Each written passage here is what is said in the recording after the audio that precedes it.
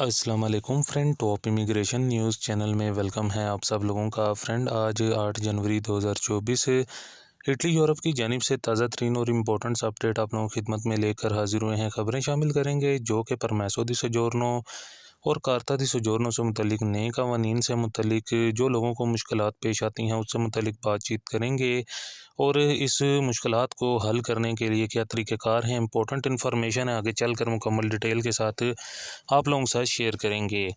इसके साथ साथ इम्पोर्टेंट अपडेट आप लोगों के साथ शेयर करेंगे जो कि इमिग्रेशन नोला ओस्ता के हवाले से। जब आपका नोला ओस्ता निकल जाता है उसके बाद आपको किन डॉक्यूमेंट्स की ज़रूरत होती है वीज़ा हासिल करने के लिए। अगर ये डॉक्यूमेंट ना हो और इंटरव्यू आपका सही ना हो तो आपका वीज़ा रिजेक्ट भी हो सकता है। ये तमाम तर तफसीलात आज की इस वीडियो में आप लोगों के साथ शेयर करेंगे और नोला ओस्ता जो कि काफ़ी ज़्यादा सिटीज़ से निकल रहे हैं। इसके अलावा चंद अहम तरीन अपडेट्स इंग्लैंड की जानिब से शेयर करेंगे जो कि इंग्लैंड की इमिग्रेशन पॉलिसियों से मुतलिक।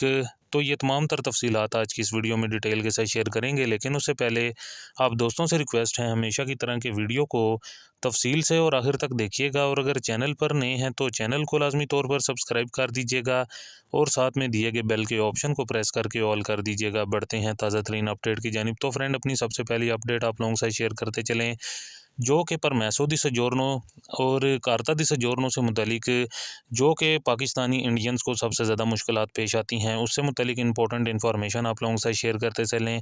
जो कि सबसे पहले तो आपको बताते चलें कि इटली के अंदर मौजूद 2 लाख से ज़ायद पाकिस्तानी जो कि मौजूद हैं जिनके पास परमेसो दी सोजोर्नो कार्ता दी सोजोर्नो मौजूद हैं।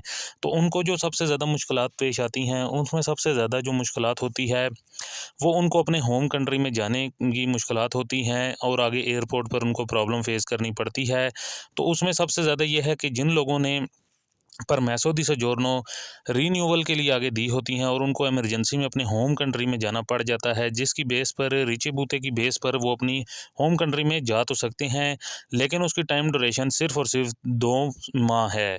यानी कि 2 माह से आप ज़्यादा नहीं रह सकते हैं। अगर नॉर्मल आपके पास परमेसो दी सोजोर्नो मौजूद हैं तो 6 से 8 माह तक आप अपने होम कंट्री में रह सकते हैं। और इसमें जो ज़्यादा मसला आता है जो कनेक्टिंग फ़्लाइट का है, इसकी वजह से आपको प्रॉब्लम फेस होती है। लेकिन अगर आपने अपने होम कंट्री में जाना है तो इटली से भी आप अपने होम कंट्री पाकिस्तान के लिए डायरेक्ट फ़्लाइट यूज़ कर सकते हैं और पाकिस्तान से आते वक्त भी आप डायरेक्ट फ़्लाइट जो कि इटली में आने के लिए यूज़ कर सकते हैं, जिसमें आपको प्रॉब्लम फेस नहीं होगी। और ज़्यादा से ज़्यादा अगर रिची बूते की बेस पर जा रहे हैं तो आपने 2 माह से ज़्यादा क़याम नहीं करना है। इसके साथ-साथ कार्ता दी सोजोर्नो से मुतलिक भी सेम यही इन्फॉर्मेशन है, लेकिन उसमें यह है कि अगर आपके पास नॉर्मल कार्ता दी सोजोर्नो मौजूद है तो आपको अपने होम कंट्री में आप 11 माह तक रह सकते हैं। और अगर आप रिची बूता रिन्यूअल के लिए अगर आपने दिया है और रिची बूते की बेस पर आप जा रहे हैं इमरजेंसी की सूरत में, तो आप वही सेम 2 माह के लिए क़याम पज़ीर हो सकते हैं। तो फ्रेंड, ये जो मुश्किलात हैं ये पेश आ रही हैं, इन मुश्किलात के लिए ये एक इम्पोर्टेंट इन्फॉर्मेशन है। आप डायरेक्ट फ़्लाइट यूज़ कर सकते हैं ताकि आपको किसी किस्म का मसला पेश ना आए।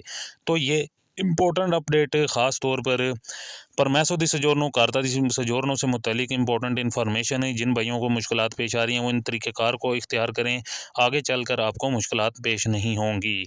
इसके साथ साथ इम्पोर्टेंट अपडेट आप लोगों के साथ शेयर करते चलें जो कि इटली में इमिग्रेशन पेपरों से मुतलिक। जैसा कि आप सब लोगों को मालूम है कि अभी हाल ही में जो कि दिसंबर में क्लिक डेज़ हुए हैं, जिसमें अब लोगों के नोला ओस्ता काफ़ी तेज़ी के साथ निकल रहे हैं, डिफरेंट सिटीज़ से निकल रहे हैं। अभी नेक्स्ट इमिग्रेशन भी जो कि साल 2024 के अंदर फरवरी के माह के अंदर ओपन हो जानी है। क्लिक डेज़ भी आप लोगों को मालूम है, आप लोगों के साथ ऑलरेडी वीडियोस शेयर की हुई हैं।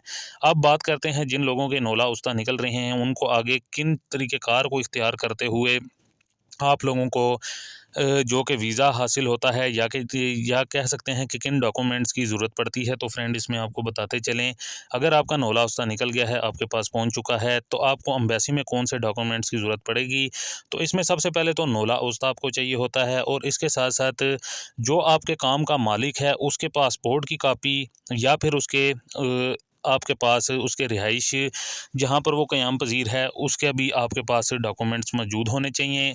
इसके साथ साथ आपके पास पुलिस करैक्टर सर्टिफिकेट होना चाहिए, जो कि मुतलका आपको जो थाना लगता है उससे मुतलिक पुलिस स्टेशन आपका उसका करैक्टर सर्टिफिकेट होना चाहिए। इसके साथ साथ एप्लीकेशन फॉर्म फिलिंग आपने ध्यान से करनी है, अपना नाम वगैरह और दीगर जो इन्फॉर्मेशन होती है उसको भी ठीक तरह से लिखनी है और उसको फिर एक बार दोबारा से चेक भी कर लेना है। और इसके साथ आप लोगों के पास होना चाहिए जो कि ख़ास तौर पर आपका वैलिड पासपोर्ट की वैलिडिटी 6 माह से ज़ायद होनी चाहिए या 6 माह होनी चाहिए।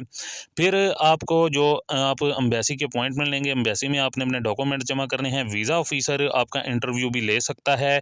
इंटरव्यू में आपका ये होता है, दीगर जो कि सवालात ज़्यादा आम तौर पर पूछे जाते हैं उसमें ये होता है कि आपका नाम वगैरह पूछा जाता है, आपके मालिक का नाम वगैरह पूछा जाता है और आप के ख़ास तौर पर आपके मालिक के नाम के बाद और उसकी जो कि दीगर डॉक्यूमेंट्स की इंफॉर्मेशन ली जाती है। आप किसके पास जाकर काम करेंगे, 9 मंथ वाले पेपर्स पर जा रहे हैं कि नॉन सीजनल पर जा रहे हैं, आपकी सैलरी कितनी है, ड्यूटी कितनी है, इस तरह के तमाम तर सवालात आपसे पूछे जाएंगे। आप पहले भी इसके 9 मंथ वाले यानी कि जो सीजनल का काम है उस पर आप काम करते रहे हैं, ऐसी तमाम तर इन्फॉर्मेशन आपसे पूछी जाएंगी।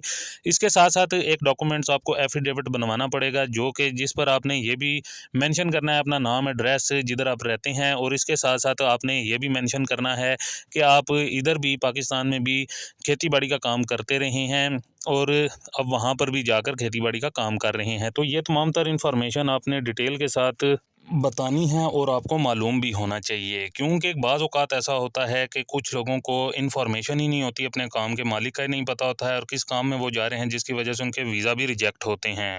तो ये वो तमाम तर तरीक़ाकार हैं। नौला ओस्ता के बाद आपको जो डॉक्यूमेंट्स की ज़रूरत पड़ेगी, इंटरव्यू के हवाले से भी ये तमाम तर इन्फॉर्मेशन जो कि ख़ास इन्फॉर्मेशन है जब आपका नौला ओस्ता निकलता है। और बाज़ आप लोगों को बताते चलें, बाज़ लोगों को इन्फॉर्मेशन नहीं होती जिसकी वजह से उनका वीज़ा रिजेक्ट होता है। नौला ओस्ता एक ऐसी चीज़ है जिसको वर्क परमिट आप कह सकते हैं इटली का।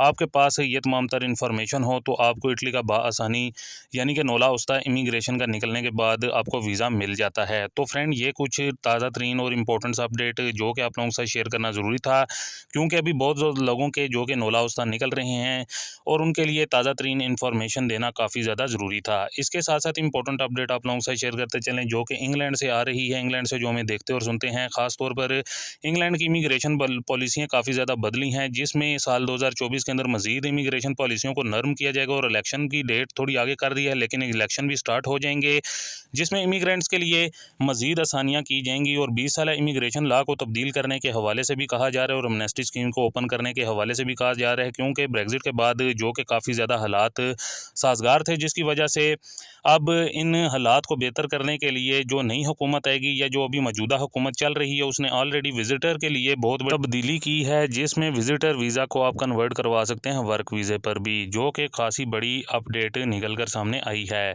जो कि काफ़ी बड़ी गुड न्यूज़ है। ख़ास तौर पर जो इमिग्रेंट्स यूके के अंदर आना चाहते हैं जिनके पास विजिट वीज़ा मौजूद है। तो फ्रेंड, ये थी कुछ ताज़ा तरीन और इंपॉर्टेंट्स अपडेट आप लोगों की खिदमत में आप लोगों के साथ शेयर करना काफ़ी ज़्यादा ज़रूरी था।